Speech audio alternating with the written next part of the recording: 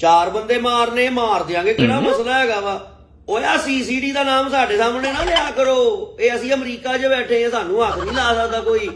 ਬੰਦੇ ਵਧਾ, ਨਾਲੇ 4 ਨਹੀਂ 6 ਕਰ 6 ਬੰਦੇ ਮਾਰ ਦੇਣਾ, ਕੋਈ ਐਸੀ ਗੱਲ ਨਹੀਂ। ਨਾਲੇ ਮੇਰੀ ਗੱਲ ਸੁਣੋ, ਸੀਸੀਡੀ ਦਾ ਬਹੁਤਾ ਨਾਮ ਨਾ ਲੈ, ਮੇਰਾ ਅਸਲਾ ਲੀਕ ਹੋ ਜਾਂਦਾ ਉਹਨਾਂ ਦਾ ਨਾਮ ਸੁਣ ਕੇ। ਮੇਰੇ ਕਹਿਣ ਦਾ ਮਤਲਬ ਹੈ ਕਿ ਮੈਂ ਨਹੀਂ ਡਰਦਾ ਡਰਦਾ। ਸੀਸੀਡੀ ਉੱਥੇ ਪਾਕਿਸਤਾਨ 'ਚ ਹੈਗਾ, ਉੱਥੇ ਰੰਗਬਾਜ਼ੀ ਚੱਲਦੀ ਆ।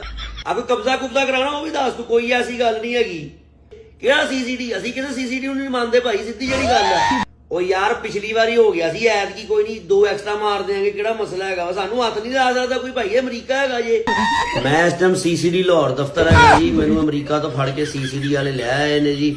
ਮੇਰੀ ਤੋਬਾ, ਮੇਰੇ ਪਿਓ ਦੀ ਤੋਬਾ, ਮੈਂ ਅੱਜ ਤੋਂ ਬਾਅਦ ਜੀ ਅਸਲੇ ਦੀ ਨੁਮਾਇਸ਼ ਨਹੀਂ ਕਰਾਂਗਾ, ਜ਼ੇਵਰ ਦੀ ਨੁਮਾਇਸ਼ ਨਹੀਂ ਕਰਾਂਗਾ, ਇਸ ਕਲਚਰ ਨੂੰ ਮੈਂ ਕਦੀ ਪ੍ਰਮੋਟ ਨਹੀਂ ਕਰਾਂਗਾ। ਇਹ ਭਾਜੀ ਇਹ ਤਾਂ ਕੈਲੀਫੋਰਨੀਆ ਵੀ ਪਹੁੰਚ ਗਏ ਸੀਸੀਡੀ ਵਾਲੇ। ਸੀਸੀਡੀ ਜ਼ਿੰਦਾਬਾਦ ਜੀ। ਤੇ ਮੈਂ ਆਉਣ ਵਾਲੀ ਜਨਰੇਸ਼ਨ ਨੂੰ ਵੀ ਕਹਾਂਗਾ, ਜਿਹੜੀ ਯੰਗ ਜਨਰੇਸ਼ਨ ਹੈਗੀ ਹੈ, ਇਸ ਕੰਮ ਤੋਂ ਬਚੋ। ਤੇ ਮੈਂ ਦੁਬਾਰਾ ਕਹਿੰਦਾ ਜੀ, ਮੇਰੀ ਤੋਬਾ, ਮੇਰੇ ਪਿਓ ਦੀ ਤੋਬਾ, ਇਸ ਕਲਚਰ ਤੋਂ ਮੈਂ ਦੂਰ ਹਾਂ ਅੱਜ ਤੋਂ ਬਾਅਦ।